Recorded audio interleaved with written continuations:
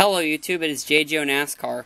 This is going to be sort of a late diecast review because a little bit ago I had reached 750 subscribers.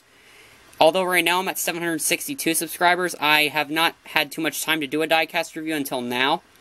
And I would like to say thank you to all 762 of you of my subscribers. You guys are really the reason why I'm still doing this YouTube thing. You guys have really kept me going, and I greatly appreciate that from all of my subscribers. And to show you guys my gratitude, I'm going to be doing a diecast review on Mark Martin's 2011 Farmers Insurance Chevy, which is the car I ran at the All-Star Race, and joined by me, one of my good friends, Matt Faust, aka Mracing89. Hello, YouTube. Me and him are going to be reviewing this car that was actually a tribute to the late Tim Richmond, who died 25 years ago today, August 13th. And I really like that Hendrick Motorsports did this because he got 13 wins in a span of 5 years, and he won at like almost every track that NASCAR went to. Matt, what are your opinions on this car? I truly do like this paint scheme. I think it was a great tribute, and I'm looking forward to review it. So let's do a 360 review. Hendrick Motorsports and on all of its numbers. Mark Martin's 25 Farmers Insurance 2011 Impala Limited Edition, the code. Remember, this is the car that he ran at the All-Star Race, and I think this is actually the most recent time that Hendrick Motorsports has actually ran its number 25 car. Yes, it has. So, Action Gold Series, Action Racing Collectibles, still the choice of champions, the barcode, and while I open this up, please enjoy the following preview. Yeah, we have a radio hookup with Tim Richmond today. They're going to throw the green flag right away. Let's try. Tim Richmond, this is ESPN Control. Do you read me? Yeah, go ahead. I got you loud and clear. What was wrong with the car to begin with? I don't know. I wish I did know. It's screwed up. There's no doubt about that. It's not nearly as good as it was. Well, last practice, all right. We just got the green here. We're going into one. We're going to see if it's any better now. I don't know what the problem could be. Something different than it was yesterday at the last practice. We're going to try to make it lap, but we've got a good enough. We didn't win some cars last practice, so we didn't think, but right now we barely got a car to stay out of last place. So let's see, it's not doing too bad right now. Now, Tim Richmond, disregarding the fact that the green has come out, he is continuing to talk with us and trying to explain the problem that he has experienced here in the early going of this race. Right now, he's behind Jeff Bodine, but that car still just does not appear to be handling all that well. I'm going to tell you guys, a rare glimpse into the psyche of a race driver. Tim Richmond takes the green flag and keeps up his conversation with us, racing 2 and 3 abreast all the way around this racetrack, and trying to describe the action for all those of you at home watching. What an interesting moment. That was most impressive, I'll tell you that. I can't imagine him running a complete green flag lap while talking to us. As we can see, after the exchange of pit stops, Dale Earnhardt. And here's the car. I have to say, for a pretty plain diecast, it's actually a very nice one to have, and it's a great tribute to Tim Richmond. Matt, what are your thoughts on this car? Hey, like you said, a great tribute to Tim Richmond. I absolutely love when Hendrick puts out that 25 car. I really liked in 2009 because they ran it a lot. But it's a great diecast. I wish I would have pulled out the win in the All-Star Race, but hey, you can't have everything. True, Matt. I really hope that when Dale Jr. retires from racing, Hendrick can restore the number 25 car, because Tim Richmond was actually the most successful driver in Hendrick's number 25 car when it used to be it before the 88. And Tim Richmond, like I said, he scored, I think he actually only scored 8 wins for Hendrick Motorsports between 1986 and 1987.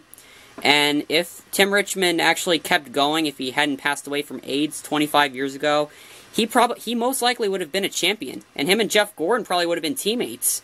That's just a thought that is crazy to think about. If you really deeply think about that, that's something that's really awesome, but just weird to think about too. And I also really like that this was when Richmond was driving this car. Richmond passed away from AIDS 25 years ago, and during the 80s, people were very hypocritical about HIV and thought it could only be transmitted through, like, homosexuality. And NASCAR actually suspended Tim Richmond in 1988 for having over-the-counter drugs, but it was actually proven to be falsified drug tests to shorten Richmond's career because it was almost confirmed he had AIDS, but it was denied until it wasn't until he passed away that it was found out he had AIDS. But if NASCAR found out that Richmond had AIDS back then, it would obviously be bad for the sport because, like I said, this was during the 80s, and if you've heard of the Ryan White story, Ryan White was expelled from school for having AIDS. And there was this legal battle that went on. It really shocked the nation because of the hypocriticalness of HIV at the time. And Tim Richmond, he was like a Hollywood type of driver. He had a lot of women flocking around him, so he was a playboy basically. And Yes. And back then, obviously, he didn't know which he got it from an unknown woman. And he passed away from it after he was kind of ejected from NASCAR. And because of the controversy, I really like how Hendrick really, like 20 or so years later, they actually kind of did this for having Mark Martin run this in the All-Star race. So let's get to the reviewing. Main colors of this car are mainly red and white, because this was actually, like, this was Tim Richmond's car, like how it looked, except the sponsor wasn't Farmers, it was Folgers and Chevy Impala. I forget how much I got this. I forget where I got this car. I think I got it at Dover Cup last year, but it's, like I said, I don't keep track too much about where I get my cars from anymore, so my memory is very blurry. So I'm just gonna say I got this car at Dover because that seems like the most likely place I got it. So main sponsor is Farmers, Chevy, Impala, Sprint Cup Series. There aren't a lot of sponsors on this car for some reason. 25 Farmers, GoDaddy, Quaker State, CarQuest, Farmers, Farmers.com, GoDaddy, Farmers, CarQuest. Basically the same sponsors as on this car, on both sides of the car. With the normal Goodyear tires. So this car, like I said, isn't a very design, it doesn't have a lot of design, but it's more of a tribute car than a real car. Besides the white on the red, on every part of the car, there's a little strip of white that goes around the entire bottom of the car, including the splitter. But that's only the very bottom of the splitter. Everything else is just white. Everything else is just red. With the numbers, the sponsors, everything else is just white. Is white. Everything else is red. So on the roof is just the primary color is a red with a big white 25 outlined in black and white. The driver's side door is just primarily red with of course, CarQuest, Farmers, Quaker State, 25, GoDaddy. The better, Danica Patrick may be the real GoDaddy driver, the GoDaddy sponsor right now, but Mark Martin still drove this better than her.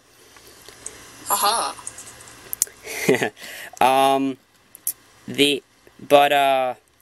That's actually pretty much it. 360 review.